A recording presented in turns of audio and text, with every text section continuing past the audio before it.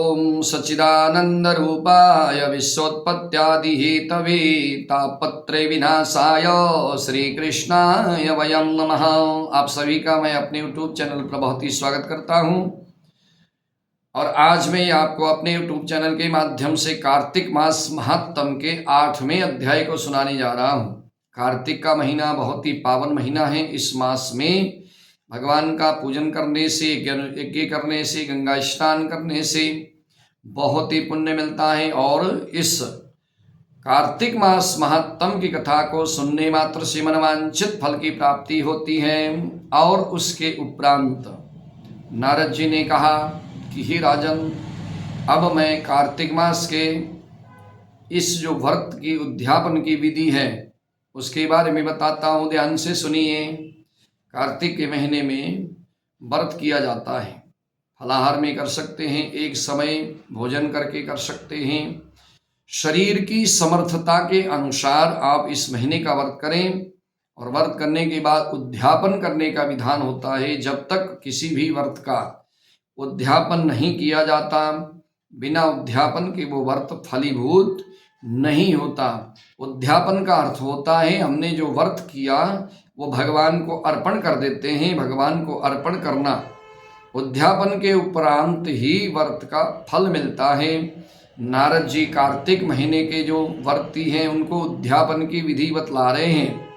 व्रती को चाहिए कि कार्तिक मास में शुक्ल पक्ष की चतुर्दशी को व्रत के संपूर्ण फल की प्राप्ति के लिए तथा भगवान श्री विष्णु की प्राप्ति के लिए, प्रसन्नता के लिए उद्यापन करें।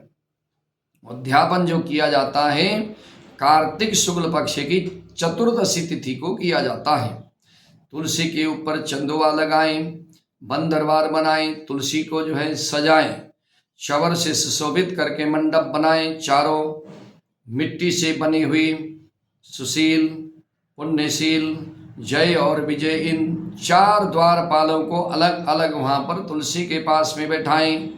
तुलसी की जड़ में 4 रंगों में सर्वतोभद्र मंडल बनाएं। उनके ऊपर पंचरत्न नारियल रख करके कलश के ऊपर पंच पल्लव रखें।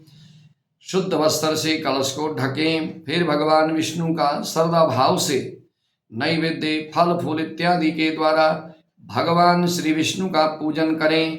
और उसके बाद द्वादशी को भगवान विष्णु जागे थे, त्रयोदशी को देवताओं ने उनके दर्शन किए थे, चतुर्दशी को देवताओं ने बहुत ही श्रद्धा भाव से विधि विधान से उनका पूजन किया था।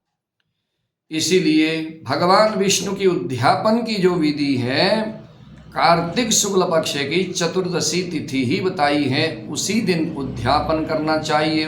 उसी दिन उद्यापन पूजा की विधि है, उसी दिन करें। उस दिन संयम तथा शांत चित्त होकर के व्रत करना चाहिए। अपने गुरु की पूजा करनी चाहिए। षोडशोपचार से नैवेद्य आदि भगवान को अर्पण करके पूजन करना चाहिए। व्रती को चाहिए कि विधि पूर्वक वाद्यों के साथ कीर्तन करता हुआ रात्रि को जागरण करें। और जो प्राणी श्रद्धापूर्वक भगवान का कीर्तन करते हैं उन लोगों के 100 जन्म के पाप धुल जाते हैं। भगवान का कीर्तन करने से जन्म जन्म के जो पाप हैं, जाने अनजाने में किए हुए पाप सभी नष्ट हो जाते हैं। जो भगवान के निमित्त श्रद्धापूर्वक जागरण करके रात्रि को भगवान का कीर्तन करते हैं उनको जो है असंख्य गौदान, सैकड़ों हजारों में असंख्य गौदान करने का पुण्य मिलता है। जो लोग भगवान की मूर्ति बना करके उनके सामने नृत्य करते हैं, भगवान के आगे गान करते हैं, जन्म जन्मांतर में किए हुए पाप नष्ट हो जाते हैं। जो भगवान के सन्मुख बैठ करके, भगवान की प्रतिमा के सन्मुख बैठ करके कीर्तन करते हैं, बंसी बजाते हैं, भगवान को प्रसन्न करते हैं, भक्ति पूर्वक रात्रि भर जागरण करते हैं, उनको जो है करोड़ों तीर्थों में जाकर के स्नान करने का, दान करने का फल प्राप्त होता है। पूर्णमासी को पत्नी सहित, वेद पाठी ब्राह्मण को या केवल एक ही श्रेष्ठ ब्राह्मण को उसकी पत्नी सहित, कई ब्राह्मण या एक ही ब्राह्मण को पत्नी सहित बुलावें, उन्हें मधुर भोजन करावें और यथाशक्ति दक्षिणा दें। और पूर्णमासी को ही भगवान ने अपने भक्तों को वरदान दिया था और मत्स्य रूप धारण किया था। इसलिए उस दिन जो भी दान हवन जप आदि भगवान के निमित्त किया जाता है उसका पुण्य अक्षय हो जाता है, उसका पुण्य कभी क्षय नहीं होता, कभी नष्ट नहीं होता, वो पुण्य दिनों दिन बढ़ता ही जाता है। और इस तरह से जो मनुष्य भगवान विष्णु का पूजन करते हैं, अनन्य देवताओं की पूजा करते हैं, कपिला गाय का पूजन करते हैं, उनको जो है भगवान प्रसन्न होकर के उनको वरदान देते हैं। जो भरत की कथा सुनाने वाले गुरु व उपरोक्त ब्राह्मण को वस्त्र आभूषण आदि देकर उनकी पूजा करते हैं, गलती के लिए क्षमा प्रार्थना करते हैं।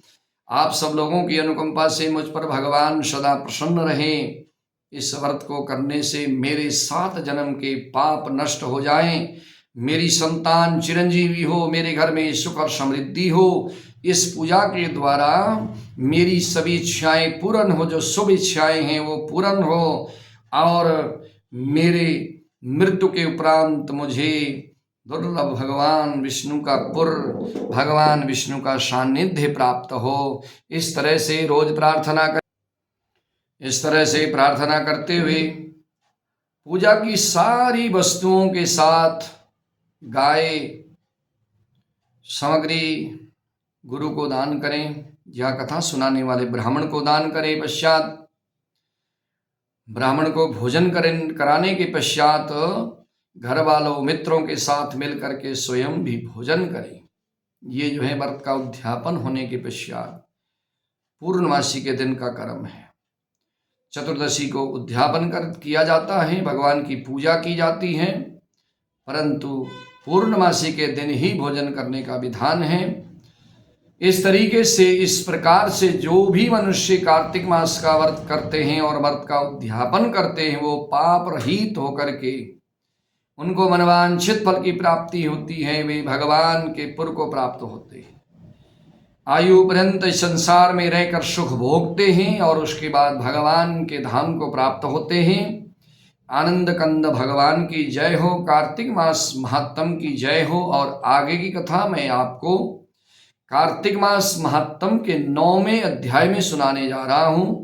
आनंद कंद भगवान की जय।